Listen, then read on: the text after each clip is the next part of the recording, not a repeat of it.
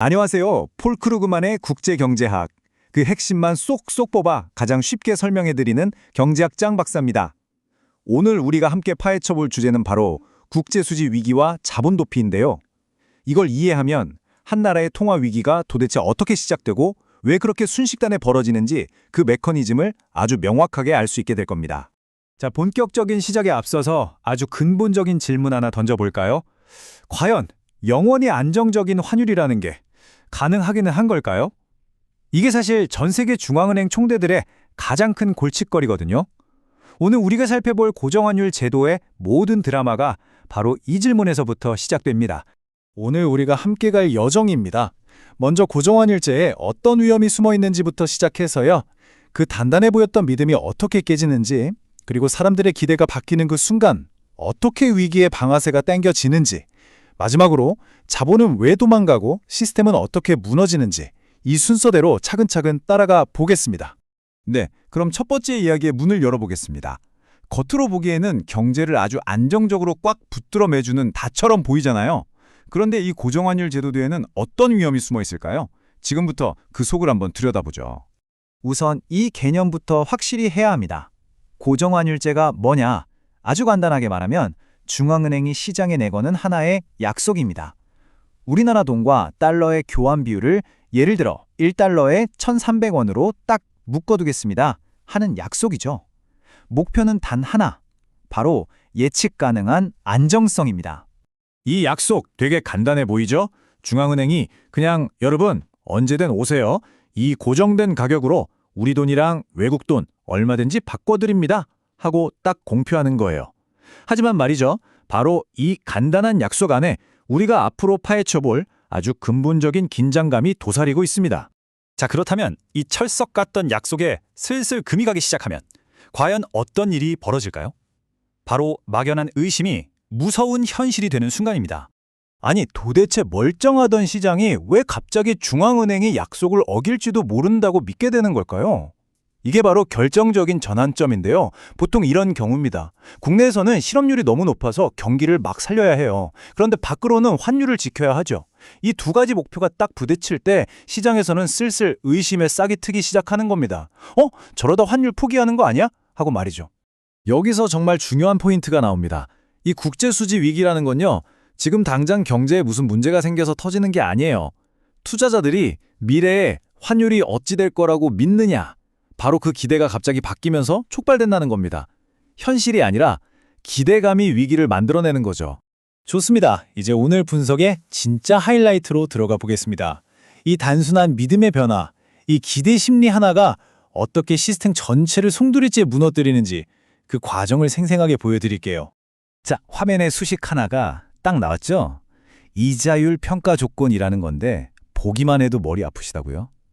걱정 붙들어 매세요. 이 수식이 사실 오늘 이야기의 모든 비밀을 푸는 열쇠거든요. 그 원리는 놀라울 만큼 간단합니다. 저랑 같이 하나씩 뜯어보시죠. 이 수식을 그냥 양팔 저울이라고 생각하시면 아주 쉬워요. 저울 왼쪽에 있는 R은 우리나라 자산, 예를 들면 은행 예금에 넣어뒀을 때 받을 수 있는 이자율입니다.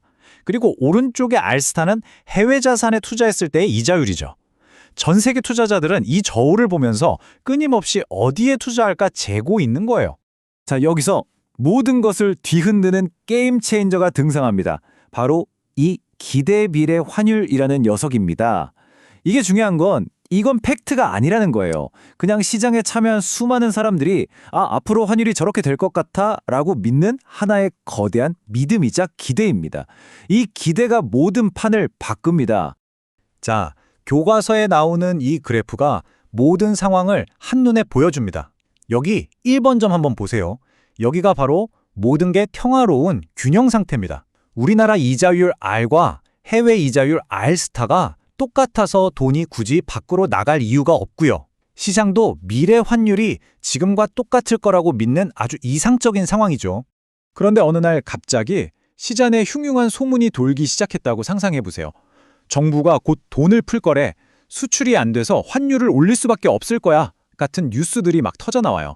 그래서 투자자들이 미래에 이 나라 돈 가치가 떨어지겠구나, 즉 평가절하 될 거라고 예상하기 시작하는 겁니다. 이가 확 올라가 버리는 거죠. 자, 다시 그래프를 보세요. 사람들의 그 기대 하나가 바뀌었을 뿐인데 저기 파란색 외화 예금의 기대 수익률 곡선 전체가 위로 휙 하고 점프해버리는 거 보이세요?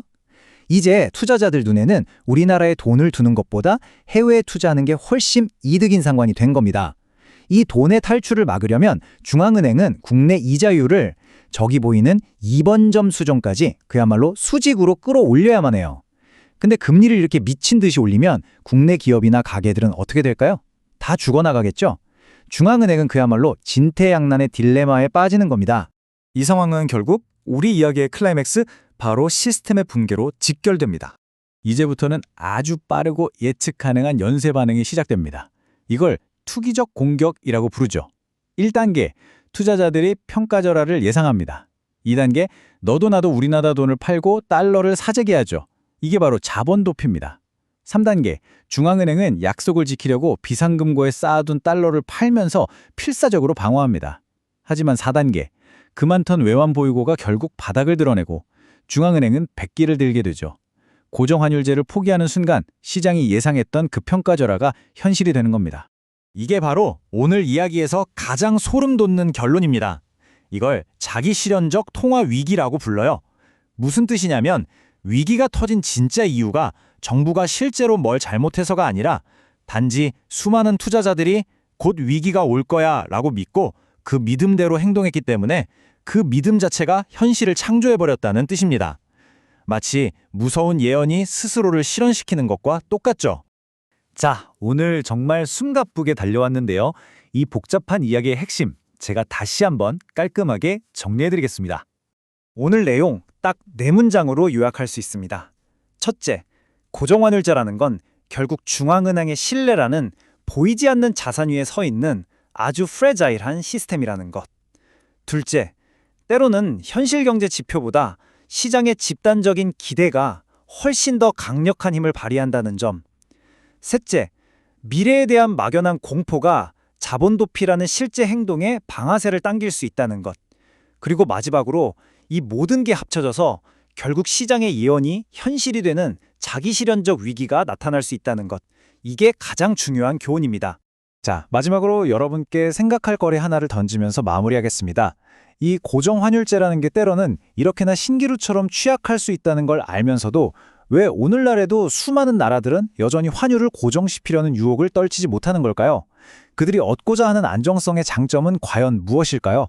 오늘 배운 내용을 바탕으로 한번 곰곰이 생각해 보시면 좋겠습니다. 지금까지 함께해 주셔서 감사합니다.